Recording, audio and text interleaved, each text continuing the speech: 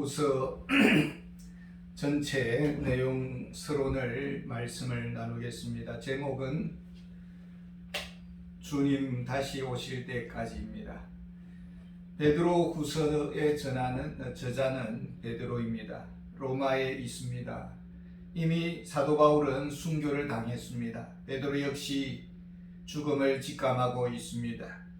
베드로후서 1장 14절에 이는 우리 주 예수 그리스도께서 내게 지시하신 것 같이 나도 나의 장막을 벗어날 것의 임박한 줄 알미라.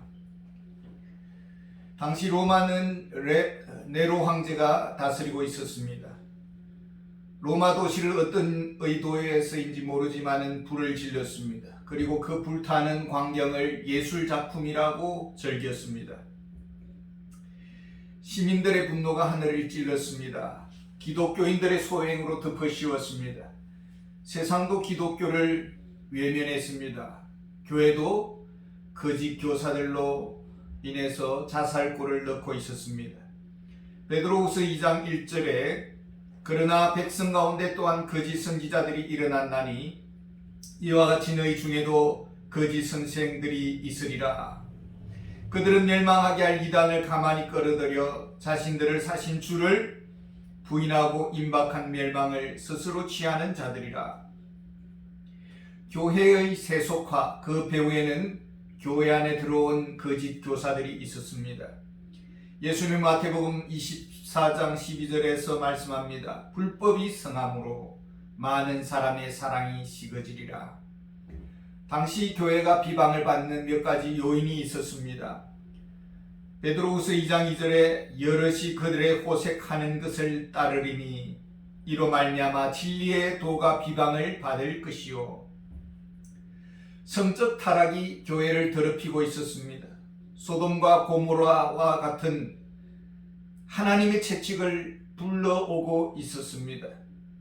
또한 베드로후서 2장 15절에 그들이 바른 길을 떠나 미혹되어 부올의 아들 발람의 길을 따르는도다. 그는 불의의 삭슬 사랑하다가.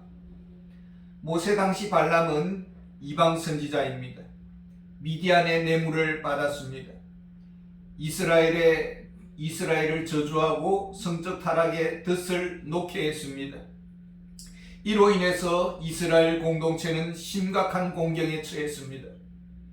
또한 베드로후서 2장 13절에 불의의 값으로 불의를 당하며 낮에 즐기고 노는 것을 기쁘게 여기는 자들이니 점과 흠이라. 너희와 함께 연애할 때에 그들의 속임수로 즐기고 놀며. 쾌락주의 문화가 교회를 침식시키고 있었습니다. 더 깊은 뿌리에는 종말에 대한 의식이 녹슬고 있었습니다. 교리를 왜곡합니다. 진리를 공격합니다. 베드로후서 1장 16절에 우리 주 예수 그리스도의 능력과 강림하심을 너희에게 알게 한 것이 교묘히 만든 이야기를 따르는 것이 아니요 우리는 그의 크신 위엄을 친히 본 자라. 예수님의 재림을 가상설화로 왜곡시켰습니다. 베드로후서 3장 3절과 4절에 보면은 먼저 이것을 알지니 말세에 조롱하는 자들이 와서 자기의 정욕을 따라 행하며 조롱하여 이르되 주께서 강림하신다는 약속이 어디 있느냐? 조상들이 잔 후로부터 만물이 처음 창조될 때와 같이 그냥 있다 하니 주의 강림의 약속이 어디 있느냐? 주님의 재림설을 부정하고 있습니다. 교회의 세속화를 주도하는 장본인들이었습니다. 성경 진리를 공격하는 거짓 성경학자들이었습니다.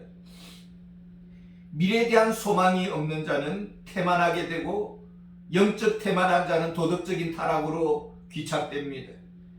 교회 안의 리더들에게 성경 진리가 갈라졌습니다. 신앙을 세워가야 합니다. 허물어 버렸습니다. 혼돈에 빠뜨려 버렸습니다. 본이 되기는커녕 혐오 대상이 되었습니다. 주님 오실 날을 사모하지 않는 성도들, 하루살이 인생으로 매일매일을 탕진하고 있는 것입니다. 베드로는 어떻게 하면 노아와 같은 신앙을 줄 수가 있을까? 소돔과 고모라 성에서 롯과 같이 굳건히 성도를 세울 수 있을까? 이것이 베드로의 편지의 목적입니다. 베드로후서 3장 1절 2절에 보면은 사랑하는 자들아 내가 이제 이 둘째 편지를 너희에게 써노니 이 두 편지로 너희의 진실한 마음을 일깨워 생각나게 하여 곧 거룩한 선지자들이 예언한 말씀과 주되신 구주께서 너희의 사도들로 말미암아 명하신 것을 기억하게 하려 하노라. 마음에 무엇이 있습니까? 무엇을 생각하면서 살아가고 있습니까? 무슨 생각이 지배하고 있습니까? 세상적 더러움에 세뇌당하고 있습니까? 상처와 죄의 오물로 뇌가 지배를 당하고 있지는 않습니까? 우리의 뇌 속에 주님과의 아름다운 경험들로 가득합니까? 무슨 생각을 하고 있습니까? 이것이 베드로의 관심이었습니다. 예수님은 십자가의 죽음을 예고했습니다. 베드로는 반대하고 막았었습니다. 왜요? 예수님 없는 세상은 상상할 수가 없었습니다. 절망과 낙심의 먹구름이 몰려왔습니다. 베드로, 야고보, 요한을 예수님이 데리고 높은 산으로 데리고 갔습니다. 변화산에서 천상의 주님의 모습을 보여주었습니다. 눈물이 없는 곳, 영원한 행복으로 가득한 곳, 주님만으로 빛나는 세계를 보여주었습니다. 주님의 성천 이후에 주님께서 성천하신 이유입니다. 베드로는 예루살렘 교회를 담임할 때입니다. 야고보 사도가 먼저 순교를 당했습니다. 2차로 베드로가 붙잡혔습니다. 내일이면 형장의 이슬로 사라질 처지입니다. 감방에서 베드로는 잠자고 있었습니다. 초연한 베드로, 오히려 죽음을 잠재워 버렸습니다. 무슨 일이 베드로에게 일어났던 것입니까? 베드로의 뇌에는 천상의 기억이 지배하고 있었습니다. 그 추억이 오늘을 견디게 했습니다. 베드로후서 1장 17절 18절을 보면은 지극히 큰 영광 중에서 이러한 소리가 그에게 나기를 이는 내 사랑하는 아들이요 내 기뻐하는 자라 하실 때에 그가 하나님 아버지께 존귀와 영광을 받으셨느니라. 이 소리는 우리가 그와 함께 거룩한 산에 있을 때에 하늘로부터 난 것을 들은 것이라. 베드로는 천상의 경험을 기억하고 있습니다. 이 기억이 힘이요 능력이었습니다. 무엇이 기억장치 속에 간직되고 있습니까? 예수 그리스도로 간직되고 가득합니까?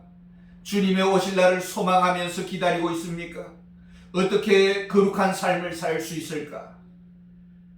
베드로가 기대하는 그리스도인 상입니다. 베드로후서 3장 11절 12절에 이 모든 것이 이렇게 풀어지리니 너희가 어떠한 사람이 되어야 마땅하냐? 거룩한 행실과 경건함으로 하나님의 날이 임하기를 바라보고 간절히 사모하라.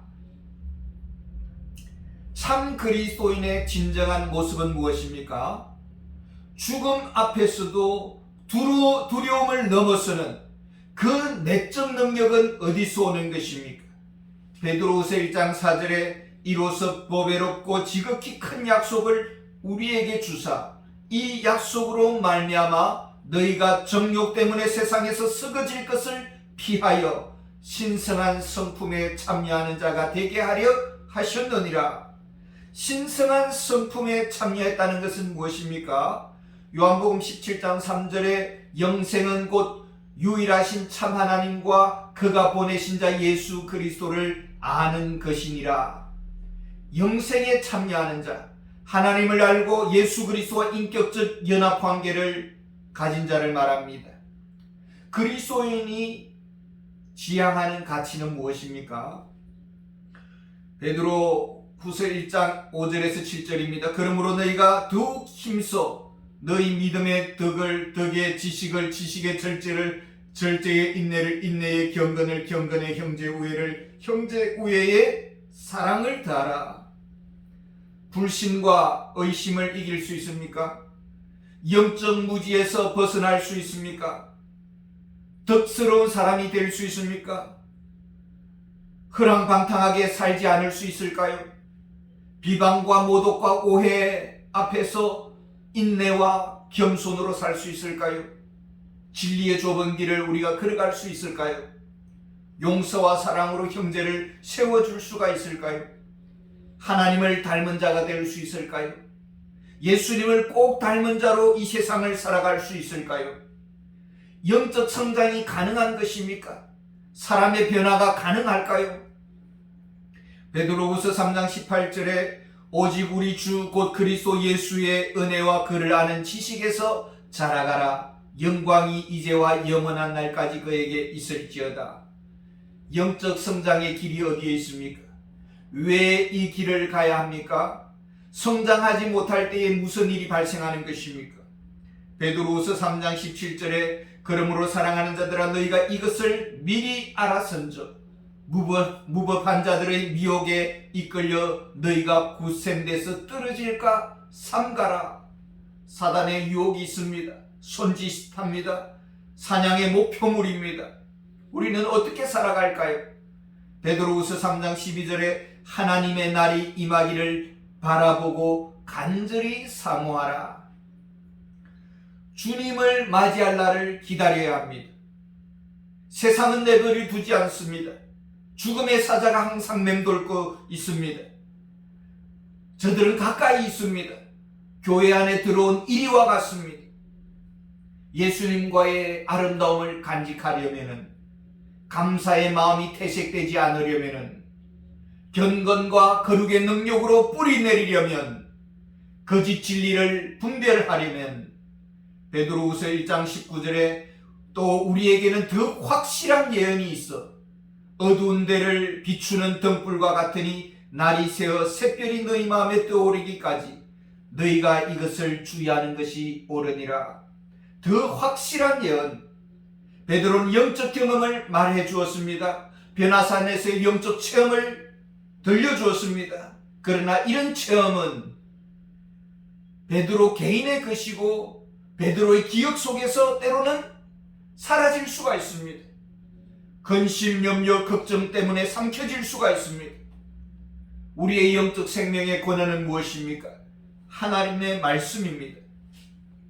베드로후서 1장 21절에 예언은 언제든지 사람의 뜻으로 낸 것이 아니요 오직 성령의 감동하심을 받은 사람들이 하나님께 받아 말한 것이니라. 하나님의 말씀을 읽습니다. 성령께서 우리를 끌고 가십니다. 어디로요? 샛별이신 예수 그리스도께로. 말씀을 통해서 예수 그리스도를 만납니다. 말씀을 통해서 하나님께로 우리를 인도합니다. 주님의 얼굴을 만나게 될 것이고 주님의 세미한 음성을 듣게 될 것이고 영적 만남이 우리 뇌에 저장될 것입니다. 그 힘과 그 능력으로 이 세상을 이겨낼 것입니다. 오직 진리 안에 거하기를 원합니다. 흠과 티가 없기를 원합니다. 그리스도의 신부로 단장되기를 원합니다. 새하늘과 새 땅에 참여하는 은혜가 있기를 원합니다. 감사합니다.